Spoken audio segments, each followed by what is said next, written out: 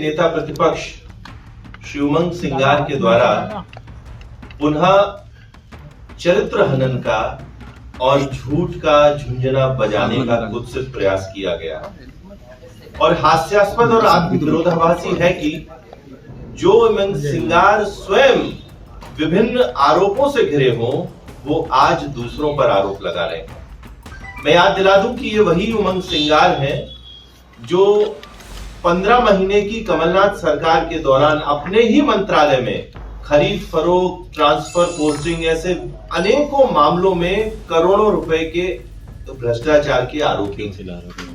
ये वही उमंग सिंगार है जब झारखंड के ये प्रभारी सचिव बने तो वहां पर टिकट बेचने के इन पर आरोप लगाए गए और ये जो आरोप थे ये स्वयं कांग्रेसियों ने लगाए इन पर। इसके बाद राहुल गांधी ने एक जांच भी की जिसमें ऐसा बताया जाता है कि आरोप इन पर सिद्ध हुए। ये वही उमंग सिंगार है जो कभी अपने ही पूर्व मुख्यमंत्री दिग्विजय सिंह को शराब माफिया, रेत माफिया, ब्लैकमेलर बताते थे और आज उनके साथ ही मंच साझा करते हैं। वैसे मैं निजी टिप्पणियां करने में विश्वास नहीं रखता पर उमंग सिंगार को याद रहे कि उन पर विभिन्न महिलाओं ने समय समय पर बहुत गंभीर आरोप लगाए। एक महिला ने तो उनके स्वयं निज निवास में आत्महत्या की थी। ये समझना होगा कि वो कितनी प्रताड़ित रही होगी। कई महिलाओं ने उन पर और आरोप लगाए और आज सिर्फ सुर्खियां बटोरने के लिए ऐसे उमंग सिंगार जी दूसरों पर आरोप लगाते हैं तो मुझे वो शेर याद आता है कि चेहरे पर नकाब और लहजे में बदजुबानी लिए फिरते हैं, जिनके खुद वही खाते बिगड़े हों वो दूसरों का हिसाब लिए फिरते हैं। कांग्रेस की अगर मैं बात करूं तो कांग्रेस भ्रष्टाचार का पर्याय है, पर्यायवाची है। C for Congress, C for corruption.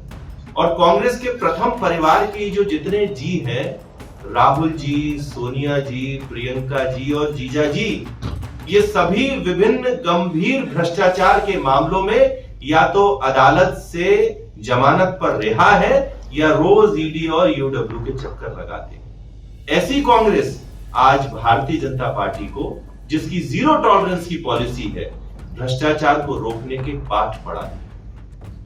Congress को याद रहे कि इस समय देश में मोदी जी के नेतृत्व में भाजपा की सरकार है और प्रदेश में डॉक्टर मोहन यादव जी के नेतृत्व में भाजपा की ही सरकार है और ये जितनी एजेंसी कार्रवाई कर रही है ये भारतीय जनता पार्टी की जो जीरो टॉलरेंस की पॉलिसी है उसके आधार पर ही कर रही है। कांग्रेस को तो आज इस बात का डर है कि जो कमलनाथ सरकार के समय भ्रष्टाचार होता था ये कहीं जांच कांग्रेस तक नहीं पहुंच। अगर कांग्रेसियों के पास सही में कोई आरोप है, कोई तथ्य है, कोई तर्क है तो मैं बताना चाहता हूं कि जांच एजेंसियों को उन्हें सौंपना चाहिए। कांग्रेसियों के पास तो इतने बड़े बड़े नेता हैं, जो वकील हैं, वो अदालत का भी दरवाजा खटखटा सकते हैं, पर सिर्फ और सिर्फ राजनीतिक शिगुफेबाजी के लिए, सुर्खियां बटोरने के लिए उमंग सिंगार और जीतू पटवारी जैसे नेता आपस में ही लड़े हुए। कोई कभी बाइट देता है, कोई कभी पत्रकार वार्ता करता है और नया कुछ नहीं होता। मैं बताना चाहता हूं कि दोनों जांच एजेंसियां बहुत गंभीरता से जितने भी भ्रष्टाचार के विषय उस पर कार्रवाई कर रही हैं। किसी व्यक्ति को भारतीय जनता पार्टी की सरकार के समय नहीं छोड़ा जाएगा, पर कांग्रेसी इस तरह की सस्ती लोकप्रियता से बचने का प्रयास करें।